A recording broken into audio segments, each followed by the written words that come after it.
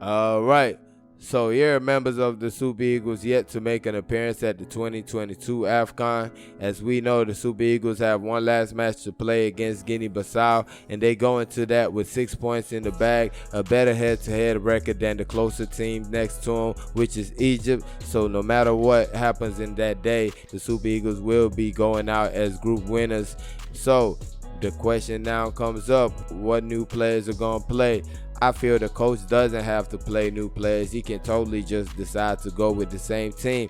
This is just his third match in charge of this team, so it's not like he's been with these guys for such a long time that we would expect that after 2 games, all 11 players would just adapt to a system completely. They need all the time they can get together on the pitch, and that means playing more games, and that is what makes it more tricky for the players that I'm about to mention, because at the end of the day, it is a team game, and we are trying to get to the ultimate goal in this competition and not look for individual sideshows or what you might have it.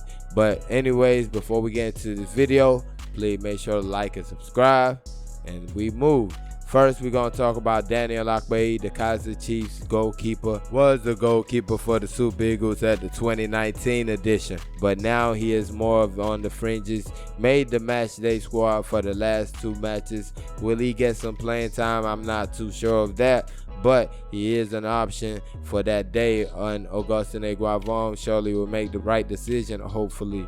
Next up, Francis Uzoho, AC Omonia goalkeeper. The big tall goalkeeper plays in Cyprus, was the starting goalkeeper for the Super Eagles, got injured against Brazil, and we all know the story. Maduka Okoye got into the team and made a career out of it. Now he's going to be moving to Watford. Does Francis Uzoho get some playing time against Guinea-Bissau? Not too sure about that. He does have a relationship with the defenders, having been in the team before his injury. But like I said, the coach might want to continue what he got going, and Okoye might just be the option tomorrow against Guinea-Bissau. Next up, John Noble, goalkeeper for Enyimba, has not been on any of the match day sheets, and I don't expect them to be on the match day sheet against Guinea-Bissau. Really just has to be contented with being the 4th goalkeeper on the team, and enjoying the AFCON from probably one of the best seats in the house. Next up, Tyronne Ebuehi, fullback for Venezia in the Serie A. Fast and strong, reliable fullback. Got his call up late after a couple of people dropped out, but could have a chance of making the team. Was on the matchday squad for both matches. Was the only fullback on the matchday squad in both matches, and yeah, could have a chance of making the team against Guinea-Bissau, just to give one of the fullbacks a rest. Next up, Chidozie Awaziem, Alliance Sports central defender, was not with the team for the last 2 matches, was out the squad injured, but now he is back fully fit and back with the team, and one wonders if Augustin Eguavon will call on him and put him into the squad. A player with proven multiple uses to the national team at central defense and right back. So multiple options for the national team coach now, and let's see what happens. Next up, Jamilu Collins, another player that was not in the matchday squad for the past 2 matches. I don't know exactly why he wasn't. The coach's decision probably. Left back for Paderborn in the German 2nd division. Been having some good performances for the Super Eagles. I could say that he was a guy that actually was performing good right before Gennaro was dropped from the national team. Zaidu Sanusi seems like a shoe-in starter.